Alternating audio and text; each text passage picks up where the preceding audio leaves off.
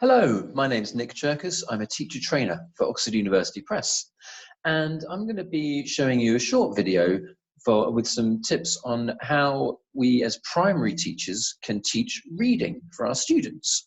Now, lots of us are teaching in different ways at the moment. Some of us are teaching synchronously with our students together online. Some of us are teaching asynchronously, recording videos or sending out information to our students. And I hope in this video there are some tips and ideas that can help you teaching reading for your students, whatever your circumstances might be at the moment. So in this picture we can see the output that we want. We can see children really enjoying a reading session, and these children are definitely enjoying obviously listening to a story from their teacher. And we want to think about how they got there, how they got to this stage. Well, these students are both engaged in the activity and they're engaged in the text. So that's what we want to be doing for our students. How are we going to do this? Well, first of all, we need to get them interested. For the purposes of this video, we're going to be using a text from the series Bright Ideas, but this is just an example.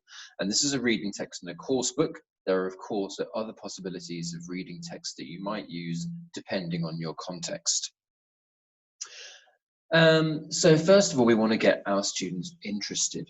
We want to get them engaged in the activity, engaged in the task, and we want them to be interested in the reading and excited about reading. So how we're going to do this, we're going to use some pictures first of all to generate interest, and we can very easily do this using our online resources, even holding up pictures that you might have in front of your computer screen to show the students if you don't have pictures online. We're also going to try to link this to previous topics and to previous lessons. And again, this is all things that we would do in a face-to-face lesson anyway. So it's good teaching practice to be able to do this. Here's some lovely pictures, and I want my students to tell me about their favorite animals. I'm going to show them these pictures. I might show them the pictures here all together. I could have them on individual flashcards. I could even hold these up to the screen one by one to show the students. I might ask them some simple questions. I might ask them about the colours that they can see. I might ask them which animal is the biggest, which animal is the smallest. I might ask about abilities, which animal can fly, which animal is dangerous, which animal is the most beautiful, which animal is the loudest. Any kind of questions that's going to get them interested in this topic. And obviously we're going to be able to link this to previous lessons as well. We might have looked at colours, we might have looked at abilities, we might have already spoken about different kinds of animals and the students' favourite animals. So I want my students to be thinking about what their favourite animal is. Maybe I might ask them their favourite animal from this group of pictures. Maybe I might ask them about their favourite animal in general. And it's only then, once I've got the students interested and once I've asked them a few questions, that I'm going to get them to open their books. So this is what I'm going to say to them: open your books to page number 48, have a look at the pictures. I might just show these pictures which come from the reading text directly to the students. So what can we see? What animals can we see? I might expect my students to tell me they can see a bird, a snake, a fish. I might expect my students to be able to tell me what type of animal it is. I might even get my students to tell me about the colours that they can see, and maybe about the abilities that these animals have. Which animal can fly? Which animal can climb a tree? Which animal can swim? I might ask different questions depending on the mixed abilities in my classes as well. So I might ask some simpler questions that I'm confident all my students can answer. And I might ask some more complex questions, maybe which animal is the most dangerous or which animal is the scariest. But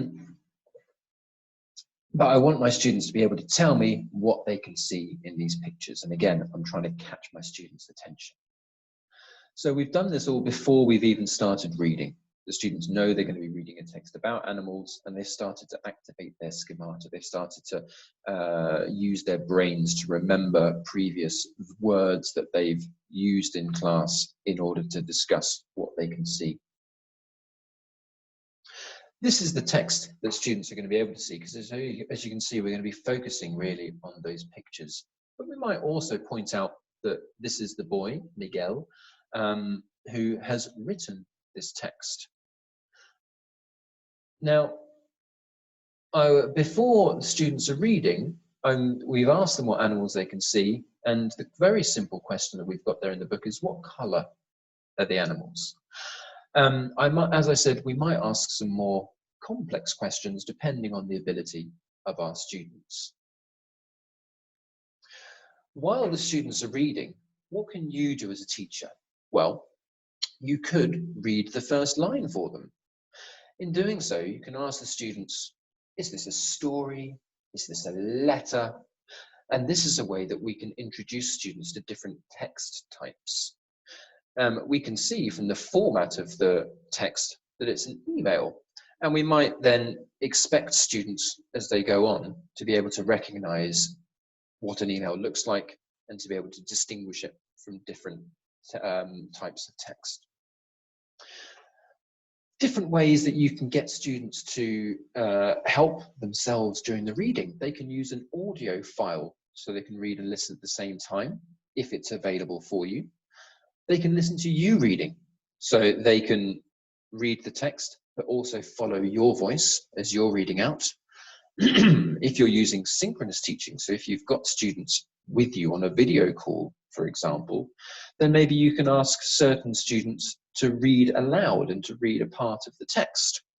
Or you can set a time limit and ask students to read through the text individually and give them whatever time you think is appropriate, depending on their level and depending on their ability. So there are different ways that we can get students to actively read the text.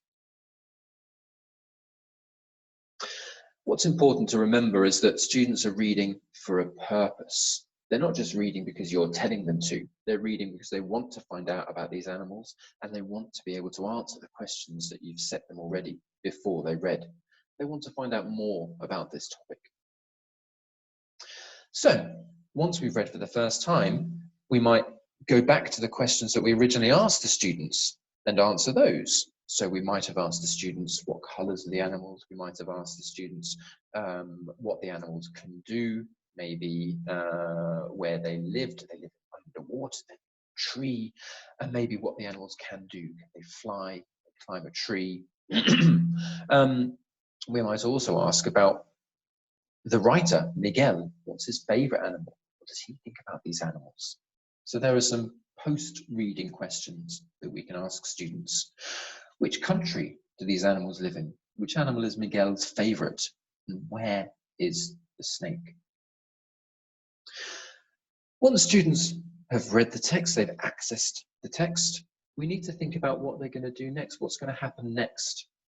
So we might want to personalise this. So which animal did you like the most? What's your favourite animal of these animals that we saw? And maybe extending that, what's your favourite animal in general? So again, we're going back to the questions that we asked the students before they started reading. I might ask my students to draw and to colour their favourite animal, where they can share it with the class. They could make a little video of their drawing of their favourite animal and share it with the class, or they could take a photo and share it with the class as well, depending on what communication tools you're using with your students. I might even set my students a writing task and ask them to write to another student in the class and to tell them about their favourite animal. That way students get to personalise the text, but also to communicate with their classmates and to tell them a little bit about their opinions and about the animals that they like and the animals they don't like. So there are lots of ways that we can help our students to access their reading when we're teaching online. And don't forget, visit the OUP Learn at Home website, where you'll find lots of ideas, tips, ways of teaching online, and ways that you can help your students to carry on with their English learning through their online learning journey. Thanks very much for listening. I hope you found these tips and ideas useful, and please stay safe and enjoy your online teaching journey.